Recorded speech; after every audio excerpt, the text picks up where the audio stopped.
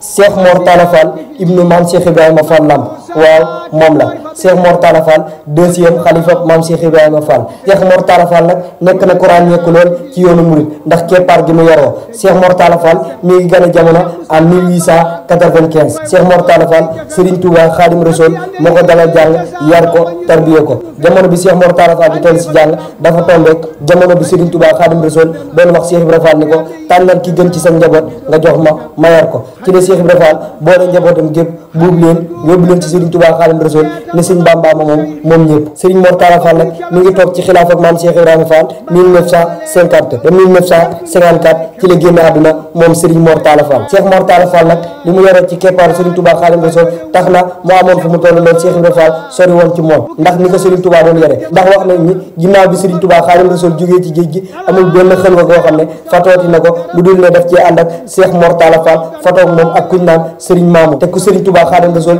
di fatoog yow di dugg ak yow xelwa di déyaale ak boromam yaakaar naa doonatoo ko ndaw rawatina nag mu doon kenn ci njabootu Cheikh Ibrahima Fall di Cheikh Mor Talla Fall. li gën a yéeme te gën a viralité ci Cheikh Mor Talla Fall mooy wax nañ ni karawu boppam gi mu mosaana sëkk ba mu koy wat Serigne Touba Khadim Rassoul moo ko koy watal ci loxo boppam. am na bis muy jàng Jaalibatul Maraqib moom Cheikh Mor Talla Fall ci biir keesu Serigne Touba Khadim Rassoul Serigne bi daal di fatu lu yàgg lool ba tolloog ay fan mu daal di génn yam ci Cheikh Mor Talla Fall ne ko kooku du Mor Talla mu ne ko waaw Mbàkke mu ne ko xanaa fan yi ngeen ma gisul de xawoon ngeen am ak jaaxle lool mu ne ko waaw Mbàkke Serigne Touba Khadim Rassoul ni ko fan yi ngeen ma gisul yonent bi sallallahu alayhi wa sallam moo ma seet si woon di fi amal am ngan moo tax jot si mu woon ci yéen mu ne Serigne Mor Talla Fall waaye dafa dem bay dem dégg ngay daaneel xasida gi mu ne nee na nga wax loo bëgg mu fasal la ko waaye wax ko ak taalibe maanaam Serigne Touba Khadim Rassoul moo wax Serigne Mor Talla Fall ni ko wax ko mu fasal la ak taalibe loolu tax na mboolem njaboot Cheikh Mor Talla Fall wala ko takk si moom yàlla fàggul na ne ak taalibe ba boo leen xoolee gis ko ci ñoom fonk gi Serigne Touba Khadim Rassoul fonkoon Serigne Mor Talla Fall ak fa mu ko tegoon. Cheikh Mor Talla Fall